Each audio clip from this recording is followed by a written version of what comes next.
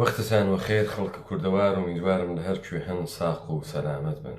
ڕاپەڕینی کوردەواری سەربەخۆ لە تەی ساڵان ڕابردووە خەریک بوو کە لەگەڵە بەرنامەکانە داگیرکرانە کوردەوارە بە شێوەیەکی چڕ و پەڕ مقابلە بکات و لە بەرامبەری تەرح و پرۆژەکانیانە بوێسێت. ئێمە لە دیبێتەکانە پێشووتر زەرورەتە ڕاپەڕینە ئەسڵیە ئینسان کوردی لە بەرامبەرە سوڵتەیە ئینقیادگەرە نظامە جودۆ کریستیانەتی مەسائلێکمان مەترح کرد لەوەی کە ئێشێ حکوومەتە حەلیمە کوردەوار لە ئەولەویەتە ڕۆخاندن بەدەستە قیام و قەهرە ئینقلابیە ئینسانە کوردی بێ. دوێشەو ئێمە ئاماژەمان بەوە کرد کە ئەوەی کە ڕەوایەتە قودرەتە ئەحزابە حەلیمە کوردستانە نە ئەو شتەسە کە مەردم لە زاهرە خەریکن ئەیوێنن و خودە حکام تحت ناو ئۆپۆزیسیۆن و دەنگە نەیار فێرە مەردمی ئەکا. ئەوەڵەن تۆ لە ڕووبەرێک و شاهدی کە ئەمانە تەبلیغ ئەکەن کە پارتی دارای قدرەتێکی عەجیب و غەریبە و ئەم قدرەتە عەجیب و غەریبەی لە پوڵە دزیە سەروەتە مەردمە کوردستان هەست. و ئەمما لە ڕووبەرێکی تر و دەقیقەن هەمان ئتهام لە یەکێتیە نیشتمانیە کوردستانە عێراق ئەدرێت کە ئەویش دارای قدرەت و دارای سەروەتێکە کە لە ڕێگەی ئەم تاڵانە بەدەستی هاوردەگە. ئەم مەسئلە بووگە بە شتێک کە مەردم پێیان وابێت کە ئەم دەسەڵاتە قەیرە قابلە ڕووخاندنە و ناڕوخێت چون ئەمانە پوڵیان هەست. ئەوەی کە من دوێشەو ئاماژەم پێ کرد ئەوە نەبوو کە مەردم فکرەکە. مەردم ئێشێ بزانێت کە دەسەڵاتی یەکێتی و پارتی و ئەحزاب و ئەقمارە بچووکتر بەهۆی پوڵ و پارە و پێشمەرگە و تفەنگ نییە، بەڵکو بەهۆی تەوەهومە کوردبوونە و ئەم تەوەهومەی کە لە زەهنە خەڵکە کۆمەلگای کوردەوارە دانریاگە. ئەمە قدرەتە ئەسڵی و پێگەی ئەسڵی دەسەڵاتە ئەمانەسە کە تا بە ئیمڕۆ ماگنۆ. تۆ ئەم تەوەهومە لە ناوی تەواوی پانتاییم کوردەوارە ئەوێنیت. کاورایەکی کرماشانی و ئیلامی و هەمەدانی و سنەیی دوای تەحقیرێکی تاریخی کە لێی ئەکرێت ناگەهان تەمامە شەخسیەت و حیسیەتە بەرباڵ چووگە خۆی لە دینە نیرویەکی پێشمەرگە بە ئاڵایەکی کوردستانەوە ئەوێنێت و بەشێک لە تەحقیرە تاریخیەکانی پێی وایە جوا بەدرێتەوە. بۆیە ئەوانە بەشێکی فرە لە نۆکەران و جەواسیسە خۆیان و سیخوڕەکانە خۆیانیان لە ناوە ئەو مەردمانە هەڵبژارد وەگرتیان. ئەمە تێنە سەرە ئێستا دەسەڵاتە حکوومەتە حەلیم. وسولەن حکوومەتە حەلیم کامە دەسەڵاتە چۆن دەسەڵاتێکە چێشەکڵیە و ئێشێ لەکوێی بدرێت تا بەرەو ڕۆخانی بوات. یارانە ڕاپەڕینە کوردەوارە سەربەخۆ ئەمە لە چوارچێوەی دیبەیتەکانە ئینقلابی و شۆڕشگێڕیە و جوزە دەرسەکانە ڕاپەڕینە بۆ چۆنیەتیە مقابلەکردنە تەکە سەرە مارە دوژمنە ناوخۆیی کە حکوومەتە حەلیم بێ. ئەگەر ئێوە لە ڕەوەندێکی تاریخیە تەماشای چۆنیەتیە دەسەڵاتەکان بکەن یا چۆنیەتیە دروستبوونە دەسەڵاتەکان بکەن، ئەو جار چەند نوع دەسەڵات لە بەرچاوتان تێ. دەسەڵاتێک کە بەهۆی قدرەتی نظامی و سڵتەیە نظامی بە وجود دێت ئەمە تۆ ئەتوانی لەم تاریخە یەهود نووسە بەرداشتیکەی. مەسەلەن تەموچینە چەنگیز پوڵی نییە، بەڵام ئەتوانێت نیوەی دنیا بگرێ. ئاتیلا پوڵی نییە، بەڵام ئەتوانێت ڕۆم بسووتێنێ. ئەسکەندەرە مەغدونی پوڵی نییە، بەڵام ئەتوانێت دنیا بگرێ. ئەمانە چیان هەز؟ ئەمانە هێزێکی نظامی بەر ئەساسە ئیمان و باوەڕیان هەز کە ڕەوایەتێکیان پێدەن. پس شکلێک لە گرتنت دەسەڵاتە نظامی بوو. شکلێکی تر لە گرتنن دەسەڵاتە تجاری بوو. یعنی چۆن؟ یعنی بڕێ خاندان و بڕێ بنەماڵە بە هەبوونە تجارەتێکی پڕڕەونەق و ئەتوانن لە ناو شارێکە بە پێگەی قودرەتە ئابووری و اقتصادی بگەن. وەکو بنەماڵەی مدیچی لە ئیتالیایە دەورانە قڕون وستا.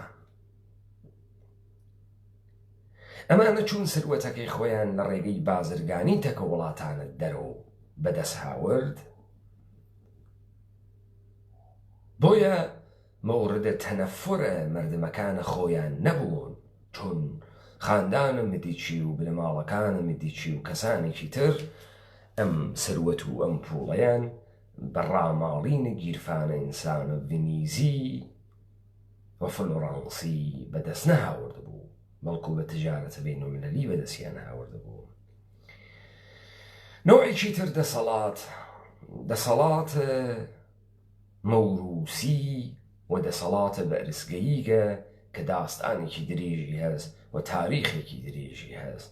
و ئەم نوعە دەسەڵاتە چون لە ڕووبەری عمومی و بە سوورەتە دەسەڵاتێکی تەبیعی و سنەتی دانریاگە مقاومەتە مردمی لە بەرامبەرە نییە و ئوسوولەن پادشاه لە جێگەی نوێنەرە خوادا ئەنیشێت و هیچ مخالەفەتی لە بەرامبەریە ناکرێت. ئەمما نەوعە چوارۆمە دەسەڵات. نوع چوارۆمە دەسەڵات نوعە دەسەڵاتە ئینقلابیە. یعنی مردمە جامعەیەک قیام ئەکات تحت لەوای ڕەوایەتێک و نظامە کۆنەی خۆی و بەر قەهری ئینقلابی ئەخا و نابودیەکە. و لە جەریان ئەم ئینقلابە ڕەهبەرانە ئینقلاب هدایەت ئەکەن یان ڕەهبەر ئینقلاب هدایەت ئەکە. لەناو دڵە ئەمە ئەتوانی بە سێ نمونەیە بەرجەستە ئشارە بکەین. انقلاب أوليفر كرامفيل بل عليه دەسەڵاتە سلطنة بريطانيا، انقلاب فرنسا وشخص نابليون بونابرت كليو دوالة دڵ انقلابات تدرو، انقلاب الروسيا وشخص ولاديمير إليتش لينين. ئەگەر ئێوە تعقیبە ئەمانە بکەن ئەوێنن هەرسێ شخصیەتە ئینقلابی کەسانێک نەبوون کە بە شوێنە کۆکردنەوەیە پوڵابن. یعنی چ لەنین، چ ناپلۆن و چ ئۆلیڤەر کرامڤێل بە شوێنە سروەت ئەندوزی و بە شوێنە پوڵ کۆکردنەوە و دزی لە خەڵک ڕەهبەریەتە ئینقلابە مردمیان نەگرتە ئەوەدا.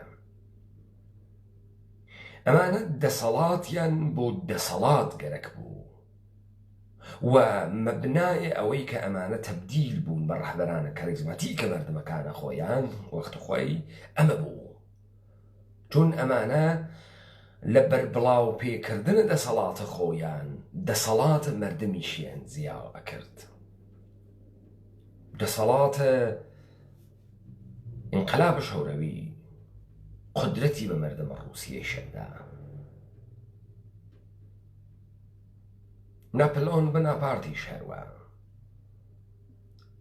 پس تۆ ڕەهبەرانێکت هەست لە توولە تاریخە کە دەسەڵاتیان بۆ دزیکردن نەگەرەکە، بۆیە تۆ ئەوێنیت فرێک لە مردم ئێمە تعجب ئەکەن لەوەی کە مەسەڵەن ڕەحبەرێکە بیسن فەقیر بووگە پوولی نەبووگە کاخی نەبووگە کۆشکی نەبووگە و ئەمانە دەسەڵاتیان بۆ شکۆی دەسەڵات گەرەک بووگە و شکۆیە کە داگی پێی لەم بریتانیا تۆ دوو مەقامە گەورەت هەست مەقامە مەلەکە ئەلیزابێت و مەقامە شمارەی 10 داونینگ ستریت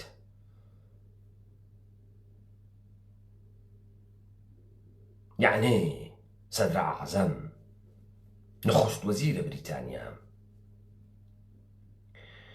نخست وەزیرە بریتانیا قدرەتە ئیجراییەکەی زاهرەن لە مەلەکەی بریتانیا زیاترە بەڵام شکۆ و جەلالی مەلەکەی بریتانیا لە نخست وەزیر فرەترە مەقامە سەلتەنەت و مەقامە پادشاهی و مەلەکە بوون شکۆی هەست ئەمما ڕیاسەتە یا نخست وەزیری شکۆی نییە من ئەم نمونە تاریخیانم وت تا بێنە سەرە مەسئلەی حکوومەتە حەلیمە کوردستان ئۆکەی بە پێناسەیە ئێوە حکوومەتە حەلیمە کوردستان کامە دەسەڵاتە حکوومەتە حەلیمە کوردستان لە ڕێگەی بازرگانی و تجارەتەوە بەدەسەڵات نەگەیگە لە ڕێگەی قدرەتە نظامیەوە بەدەسەڵات نەگەیگە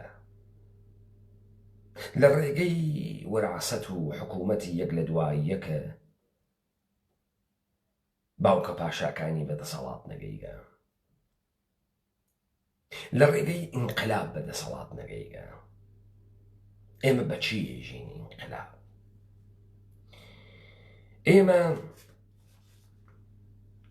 بە حاڵەتێکی ژین ئینقلاب کە مەردەمێک تحتە پەیبردن بە ناکارامەیی سیستەمە ڕابردوو بە هەبوونە ڕەوایەتێکی جەدید لە بەرامبەرە نظامە سڵتەیە تا ئێستایی ڕائەپەڕن و قیامەکەن ئەوەی لە عێراق اتفاق کەوت ئینقلاب نەبوو و ڕاپەڕین نەبوو ئەوەی کە اتفاق کەوت حەملەی یاڵەتە متحدەی ئەمریکا و هاوپەیمانەکانی بەسەر خاکە عێراق بوو و تەشویقی یاڵەتە متحدەی ئەمریکا بە شۆڕشە مەردمە عێراق لە بەرامبەر دەسەڵاتە سەدام حوسەین ئەمەی کە لە کوردەوارە جاشەکان قیامیان کرد دا لەبەر ئینقلابی بوون دا لەبەر شۆڕش گێڕبوون هەمان نەبوو کەسانێک کە نان بە نرخ ڕۆژ ئەخۆن دەسەڵاتە سەدام حوسەینیان لە نابوودیادی بۆ خاتری ئەوەی کە نەکەونە جێگەی پرسیار ئەگەر ئەمریکا عێراقی گرت ئەمان بە عینوانی هاوکارە سەدام حوسەین ڕەمی نەکرێن و ئیعدام نەکرێن هاتن زرنگی بکەن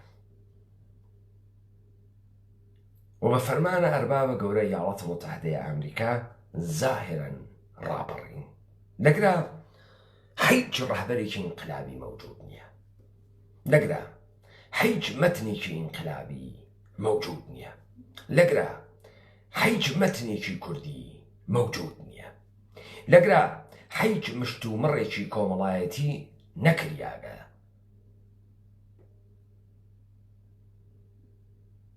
کە بە شێوەیەکی بەربڵاو دەسەڵاتە سەدام حوسەین بخاتە خەتەرەوە بە هیچ شێوەیەک ئەم اتفاقە نەکەفتگە بەس چه اتفاقێکە کەفێن ئەوانەیە کە ئەسلحەی دەوڵەتە بەعسیان وا لەدەسا قیامەکەن بۆشی بۆ پاکردنەوە مانەوەی خۆیان قیامەکەن پارتی و یەکێتی کە عیدەیەکی کەمیان مابوو سەوارە بەرقیامە مەردم تێنە خوارەوە بە فیتە دەوڵەتە ئێران و بە فیتە یاڵەتە متحدەی ئەمریکا و ئەمانی رووهایە هاوپەیمانان و فەڕەنسا و ئەمریکاس کە نەوفلای زۆنیان بۆ دائەنین تا حکوومەتە عێراق پەلاماریان نەدا لە کاتێکا قەرارە دەسەڵات یەک کاسە بکرێتەوە لە حەلیمە کوردستان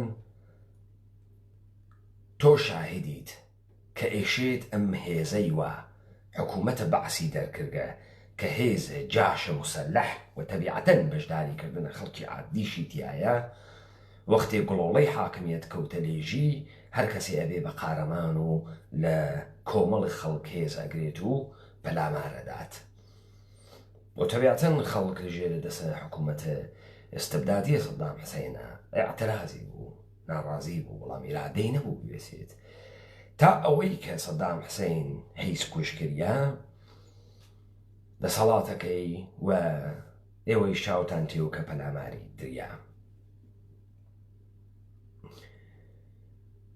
تۆ لە وەختێکا کە سەدام حوسێنە حکوومەتە مەرکەزی عێراق ئەوەی کە تەجروبەی شیمیایی هەست و دەست ناپارێزێت ئەوەی کە تەجروبەی ئەنفاری هەست و دەست ناپارێزێت شاهیدی کە پارتی و یەکێتی تحتە ناوە شەڕە ناوخۆیی ئەدەن لە یەکتری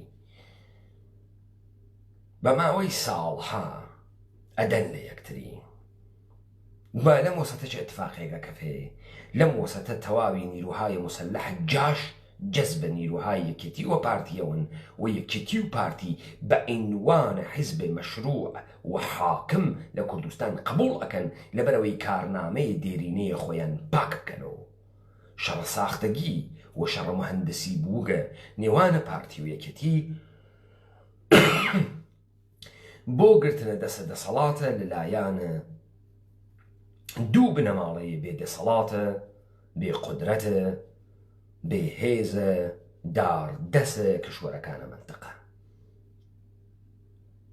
لە کاتێکا کە مەردم نانی نییە لە کاتێکا کە مەردم کاری نییە تهدید تورکیە بالقووەوە لەسەرشاندا تهدید ئێران بالقووەوە لەسەرشاندا تهدید سەدام حوسێن بالقووەوە لەسەرشاندا نان نییە کار نییە گەماوی اقتصادی و ئابووریە بەڵام خەڵکی کوردەوار کۆڵ نادا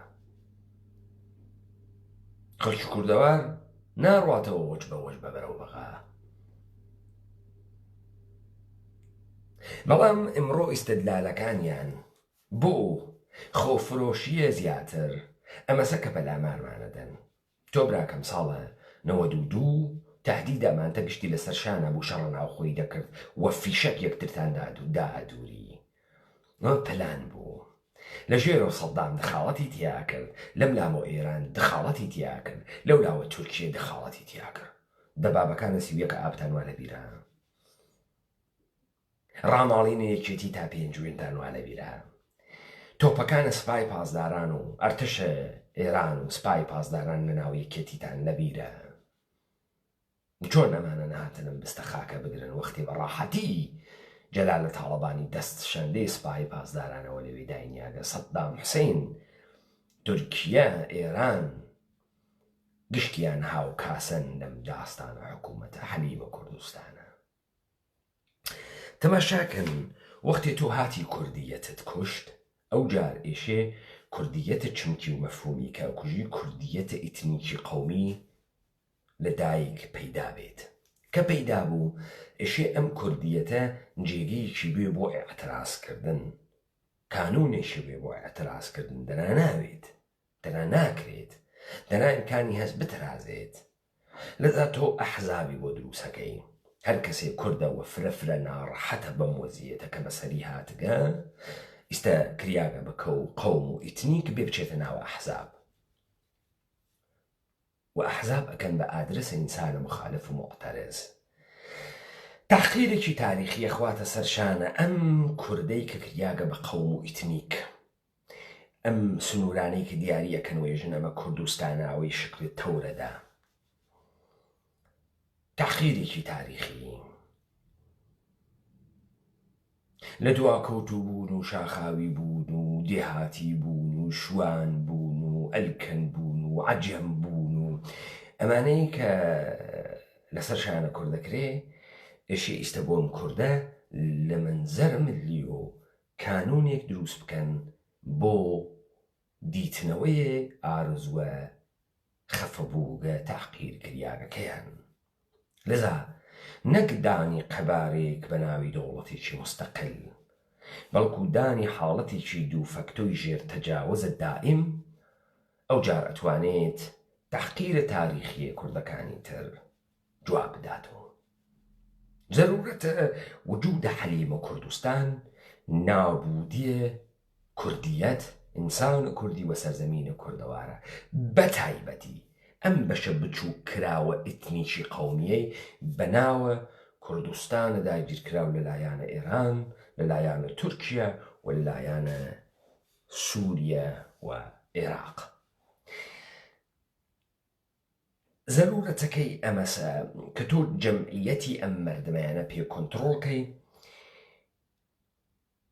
و حەلیمە کوردستان ببێ بە مادەرلەند سەرزەمینە مادەری کە ئەم سەرزەمینە مادەریە بۆ کرماشانیەک و هەمەدانیەک و سنەیەک و دیاربەکرێک و ئەفرینیەک ببێ بە ئاوات و ئارەزۆ و هەر کەسێ پێی خۆشە بڕوا دەسەڵاتە کوردی بوێنێ خۆی کاتاودیەوە بۆ سلێمانی. ئاوا تۆ ئەمانتە گشتی کۆنتڕۆڵ کردە و ئەمانە گشتی لە تەوەهومە پاراستنە دەسەڵاتە ئەوانە هەر تەجاوزێ قبوڵ ئەکەن، هەر تەجاوزێ قبوڵ ئەکەن. تۆ هەر تەجاوزێ بە خەڵکی کوردەواری داگیرکراو لەلایەن کۆرپۆرێشنە ئێرانی بکەی مادام گەرەکیسی ئەو دەسەڵاتە و ئەو پەرچەمە و ئەو تەلەڤیزیۆنانە بمێنێن سکوت ئەکا لەبەرەوەی لەبەین نەچێ. بۆیە تۆ دیت بە درێژایی ئەم مێژوە ئەم گشتە تانکرە نەوتە لەم سەرزەمینە ئێمە ڕاماڵیا لە کوردەوارە داگیرکراو لەلایەن ئێرانەوە خەڵک نەیسووتاندن. دەسوڵەتی کە مەشیایە خەڵک هێشتا یەک تانکرە نەوت دەربچوایە گشتیان بسووتاندە. کارێکیشی نەبوو بە کۆکتێل مۆلۆتۆفێ بەڕاحەتی ئەسووتیا. کافی بوو 4 دانە مناڵ لەسەر هەر پێچێک و 4 دانە کۆکتێل مۆلۆتۆف بان لەمانە. و ترافیک دروسە و یەک لە دوای یەکەمانە گەڕیان نەسەن. و تۆ ئەم کارتە ئەکرد مەگەرەوەی کە ئەرتەشە ئێران 1 ملیۆن نیروی 1 متر بە 1 متر دانیایە.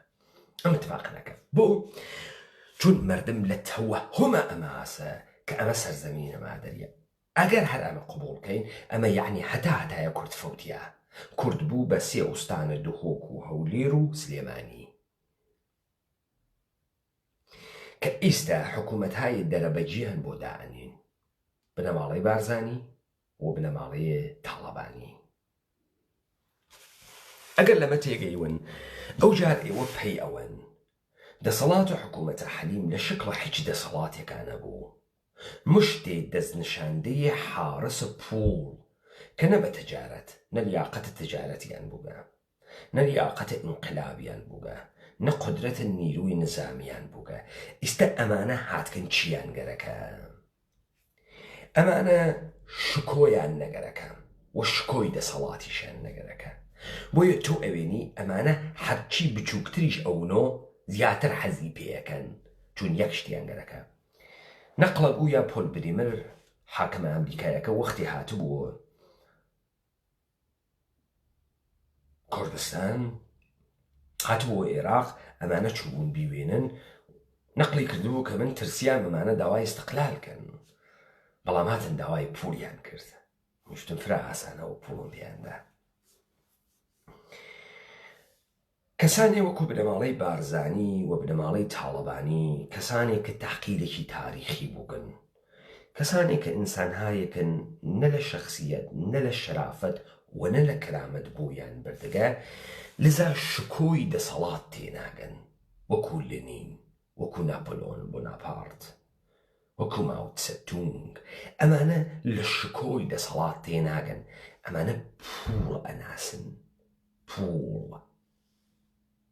کەسانێک کە یەک عمر نەقل ئێژەی ناپلئۆن حملەی کرد بە ڕووسیە.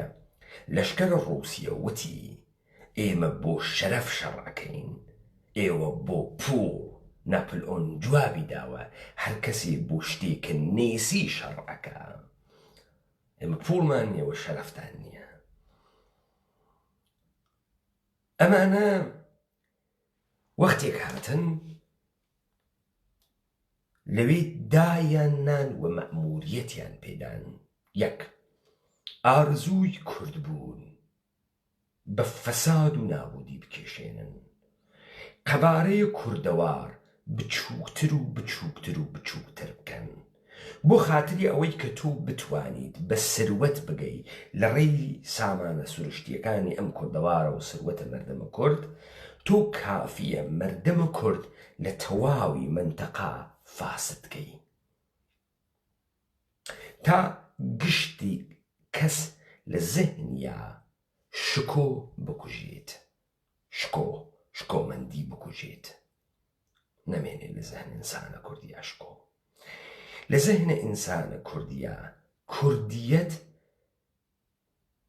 لە مەفهوم بگۆڕێت بۆ قەوم، لە قەوم بگۆڕێت بۆ دەسەڵات و تەبەلوەرێک لە حەلیمە کوردستانە.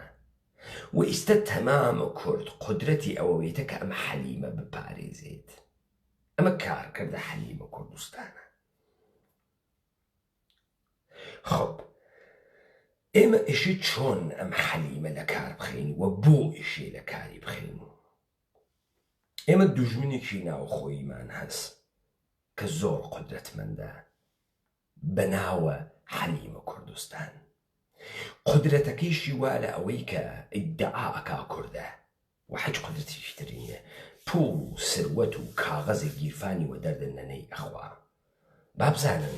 بابزانن تۆ زەمانێک پێویستت بە تەڵا هەست چون نەتگەرەکە ئەسڵ حەبکێشی لە بەرامبەر کەسێکە، گەرەکتە تەڵای پێبەی کالای لێبسێنی، ئاڵتونی پێبەی کالای لێبسێنی. بەڵام ئەگەر تۆ ئەو کوڕە بووی کە توانی دەمانچە بکێشیت و بینێتە ناوچاوە کاوراو بیتۆپێنی، پێویست ناکات تەڵاو پێوێت، دەمانچە نێتە ناوچاوانی و بەڕووبوو میریاسێنی. یعنی بەیانی خەڵکی کوردەوار کە قیامکە پوڵە مەسعودە بارزانی و پوڵە خانەوادەیە تاڵەبانی بە دەردە پوشێک ناخوا، چون هەر ڕۆڵەیە کە فیشەکێکی لە ناوی لولەی دەوانچەکە هەوێت تەواوە ئەو ڕقەمە بانکیانیان پێی تەخلیە ئەکا و پێیان پەرداخت ئەکا. کەواتە ئەمە ماندەگاری نییە بابزانن.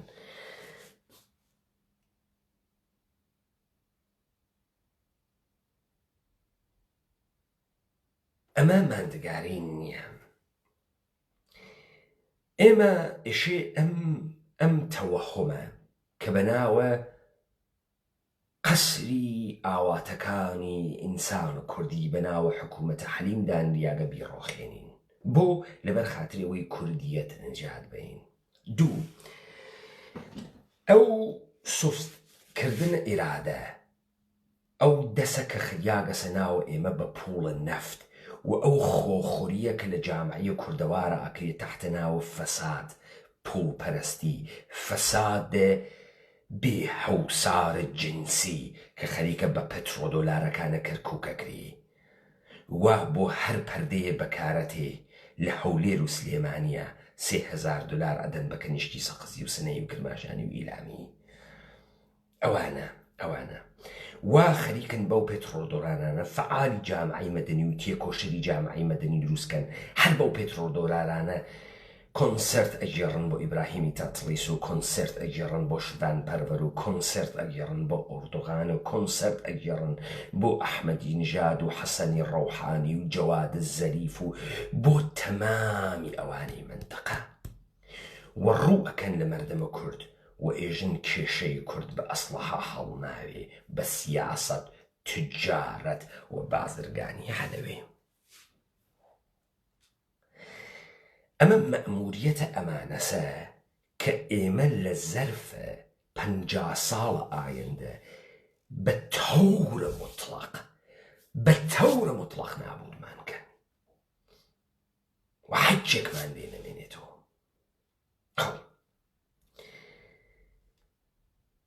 زەرورەتەن ئێمەی ئینقلابیانە کورد ئەوەڵین جێگەیە کە ئێشێ لێ بدەین پاککردنە سەف خۆمانە، یعنی تەمامە ئەناسر و دەستەکانی داگیرکەریشێ بۆڕین. ئەوەڵینیان حکوومەتە حەلیمە. پێویستیش ناکە سلێمانی و کەرکووک ڕاپەڕێت، ئەمە وەزیفەی سنەیی و کرماشانی و ئیلامیە با لە حکوومەتە حەلیم، با لە مەسئولینی و نابودیانکە، چون ظاهرەن 28 ساڵ فەسادە سیستەماتیکە حکوومەتە حەلیم و دەوڵەتە ئێرانی و دەوڵەتە تورکی کاری خۆی کردگە و ئیرادەی لە کۆمەڵگای کوردەواری داگیرکراوی لای عێراق ژەڵەژان دەگا. ناڵێم ئیرادە نەماکە، بەڵام ئیرادەکە ژەڵەژیاگە، ئیرادەکە گیژەوە نازانی چی بکە. وەلذا ئەولەویەتە ئێمە لە لێدانە حکوومەتە حەلیم پارتی یەکێتی یەکگرتو و تەمام ئەحزابە ئەخمارە ئەمانە سەن تا بنیان ئەم دەسەڵاتە هەڵەتەکێنین. چون ئێمە ناتوانین بڕۆینە بەرەوە.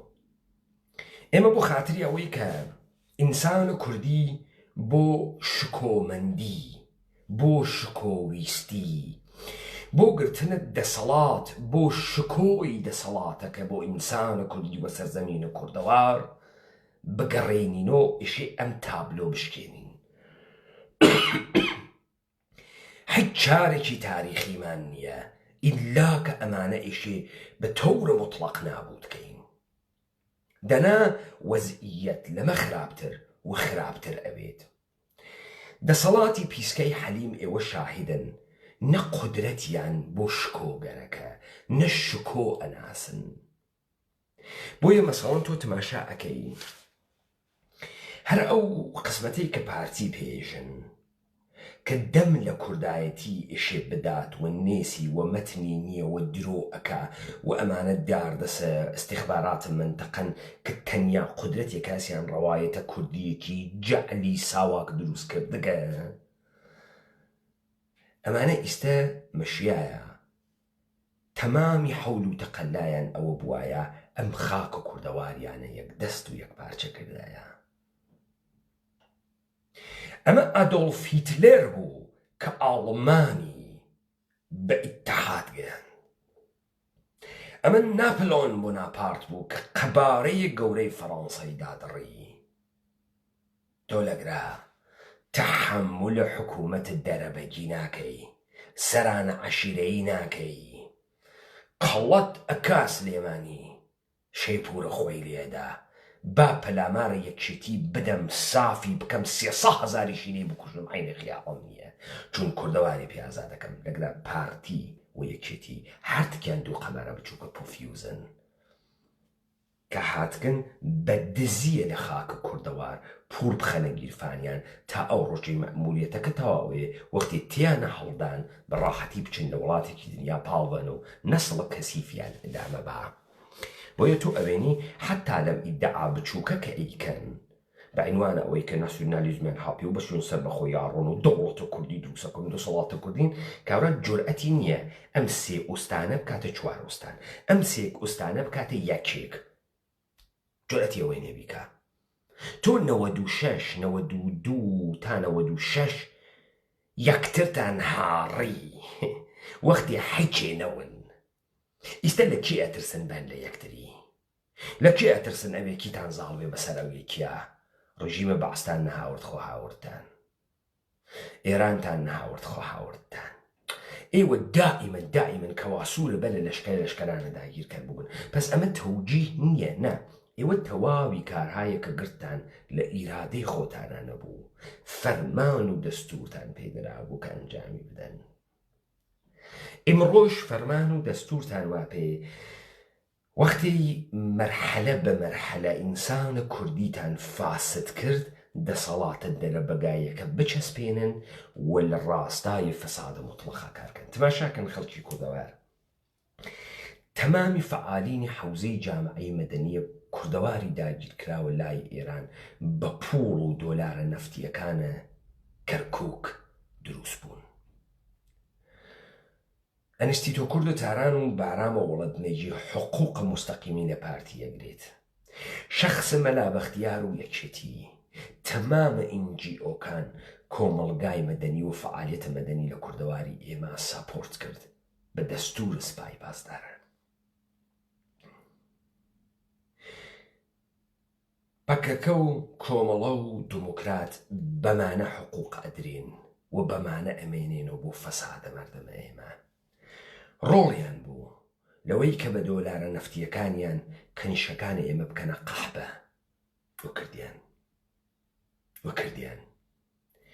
ڕۆڵیان ئەمە بوو کوردی سنەیی و کرماشانی و مەهابادی و پیرانشاری و ئیلامی بکەنە سیخۆڕە دەستگای پاراستن و زانیاری، بیان کەنە شکنجەگەر و قەحبە و حیمایەتکەری بنەماڵەی بارزانی و تاڵەبانی وەکردیان.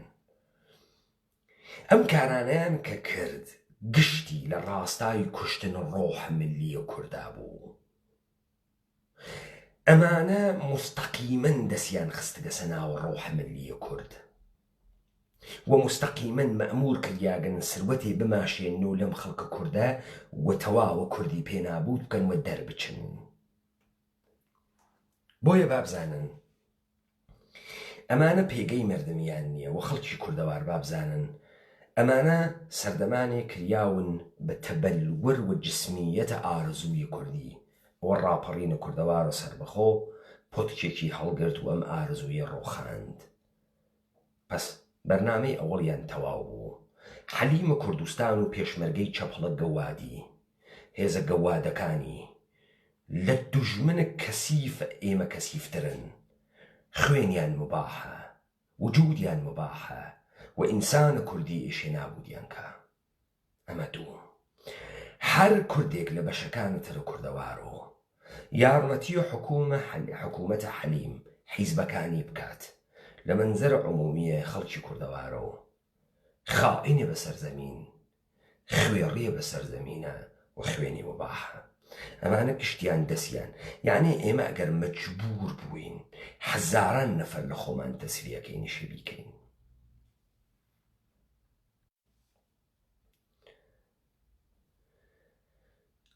مرحلەی دووەمیان ئەمە بوو کە ئەمانە گەرەشیان بوو بیخەنە زەهنە ئێمە ئەمانە قودرەتیان هەست چون پوڵیان هەست. پوڵ قودرەت نییە، پوڵ یەکێک لە ئەرکانە زەعیفە قودرەتەوە قودرەت نییە. ئێوە دوو پێگەی قودرەتتان بوو. پێگەی ئەوەڵتان ڕەوایەت کوردیە و پێگەی دووەمتان تەوەهومە لە سەرزەمینە مادەریە. ئەم دوو قودرەتتان هەست. لە منزەری ڕاپەڕینی کوردەواری سەربەخۆ و هەر ئینسانێکی کوردی ئینقلابی ئێوە نەکوردن، نەدەسەڵاتە کوردین، نەحیزبە کوردین، نەبۆ کورد کارتان کردگە، ئێوە بەرعەلەی هەکورد و بۆ نابودی کورد کارتان کردگە. ئەمە قودرەتە ئەوەڵتان. قودرەتە دووەمتان ڕێگەی ڕزگاری ئێمە لە ڕووخانە کۆشکە تەوەهومە حکوومەتە ئێوە ئەڕوات. ئێمە مەجبورین ئەگەر گەرەکمانە هەمەدان ئازاد بوێنین و تاران ئازاد بوێنین ئەوەڵ دەحفە سەرێ ڕەش و قەڵاچۆلان بکوتین و یەک دەست و یەک کاسەیکەین. ئێوە پێتان وابوو حیمایەتی کوردەکانی ترتان لە پشتە. ئێمە و حیمایەتەمان پایاندا و چاوتان پێکەوت. مەسئولیەتە فاحشەگیە کە نیشکەکانە ئێمە، مەسئولیەتە نەشرە مەوادە مخدر لە سەرزەمینە ئێمە ها بە عوهدەی ئێوە و ئێوە مقەسر بوون لە چاخکردنە کۆمەڵگای مەدەنیە دەستگاهی حفاظەت ئیطلاعات سپای پاسداران لە کوردەوارە ئەو دیوە داگیرکریا بە تەوەسوتە کۆرپۆرێشنە ئێرانی. ئێوە بە دۆلارە نەفتیەکاندان، ئێوە بەو دۆلارەی دریا پێتان کە ئێمەی پێنابوو بکەن و بەشێکی بدزن و بەشێکی کوردی پێنابوو بکەن. بەمە پایان نەدەین. قاچی یەک نەفەرتان بە عنوانە مەسئول و پێشمەرگە بۆ هیچ شارێکی کوردەواری داگیرکراو لەلایەن کۆرپۆرێشنە ئێرانی وەڵکەم نییە. بەڵکو خەڵکی قارەمانی ئێمە بزانێت ئەوەی سەر بە دەستگاهای حکوومەتە حەلیمە قاچ بخاتە مەریوان بانە، قاچ بخاتە پیرانشار، کرماشان، سنە، سەقز، خوێنی مباحە، سروەتیشی مباحە. هەر کوردێک کلک جەڕێنێت بۆ پارتی و بۆ یەکێتی خوێنی مباحە. و ئێمە تا ڕۆخاندنە قەڵایە حکوومەتە حەلیم لە پێدانانیشین. ڕێگەی ڕزگاریە کرماشان لە ڕۆخانە قەڵاچۆلان و سەرێ ڕەش و مەسیف سەڵاحەددین نەگوزەرێ. جا وەختی دەسە ئەیادی داگیر کەرمان لە پەیکەرەی ئەم کوردیە پاک کردو. فتح تاران فرا ئاسانە، فتح ئەستەمبوڵ فرا ئاسانە، هەر بە ڕەحەتی فتح کردی. بۆیە حکوومەتە حەلیم بەر لەوەی کە لە مؤسساتە قودرەتی بوێت، حکوومەتە حەلیم لە زەهنە ئینسانە کوردیا قودرەتی دروست کردو و ئەو زەهنیەتە گۆڕیە، چون ڕاپەڕینە و زەهنیەتەی گۆڕی. ئێستا ئێمە تەکە مشتێک کارمەندت داگیرکەرە بێشەرەفە تا سەر ئێسقان تەرەفین و دەستیشیان لێ ناپارێزین و فرسەتیشیان لێگیرتێنین و لێیان خۆش نابین تا بیان خەین، محاکەمەیان بکەین و بکەونە دەستە عەداڵەتە کوردی. پس یارانە ڕاپەڕین حکوومەتە پیسکە، یعنی حکوومەتە پوڵدۆس، مشتی گیرفان خاڵی قەبارە بچووک. وتم ولادیمیر لێنین، وتم ناپل ئەون بۆ شکۆ دەسەڵاتیان گەرەک بوو. ئەم مشتی بێخانەوادەی تخمە جوولەکەی داردەسە جوولەکە فقط پوویان خۆشگەرەکە، نازانن شکۆ چییە، نازانن غیرەت چییە، نازانن کەرامەت چییە. تۆ ئەگەر حیزە کوڕ حیز نەوایتا، سەردار قاسم سوڵەیمانیە سپاهە پاسدارانی کاورای تریاکی کرمانی، مەسعود بارزانیە ڕئیسە حکوومەتە حەلیم نەئەکەوتە خایە ماڵی بۆی. قاسم سوڵەیمانی شکۆی بوو، پوفیوز بەچکە دز. تۆ ئەو شکۆ بە تریلیۆن دولار ناتوانی بیسێنی، چون تۆخمە تەجاوزی. نێست شکۆت نییە، غورورت نییە. هەڵی بووین ئەگەر ڕۆژێ 100 جار تەجاوزیان پێتان نەکردوێت، ئێوە لەو پۆستانە قەرار ناگرن. مەرد ئەمە تەحمل ناکا کە ئێوە کردتان و ئێوە کەوتنە دزی و تاڵان و میلەتێک وا خەریکە نابوو دەبێت. پس بە پێچەوانەی ئەوەی کە خەڵکی فکرەکە کەمانە ناڕۆخێن، چون دەسە دەوڵەتانیان واتیا دەوڵەتەکان هیچێک نییەن. ئەمان دوو ڕەوایەتیان بوو، یەکی ڕەوایەتی کوردیەت، یەکی تەوەهومە سەرزەمینە مادەری. هەر تکی لە زەهن ئینسانە کوردیە بەڕاپەڕینە کوردەوارە سەر بەخۆشکیاگە. دیبەیتەکانە داهاتوو شەرح و بەستە ئەمەسە و ئێمەش حەقمان هەست کە ملەتە خۆمان هەم تەهیج بکەین، هەم تەبشیریان بۆ بکەین، هەم ئاگاهیان بۆ بکەینەوە بۆ ڕاپەڕینە سەراسەریە ئینسانە ئینقلابیە کوردی. ئێوە خۆش.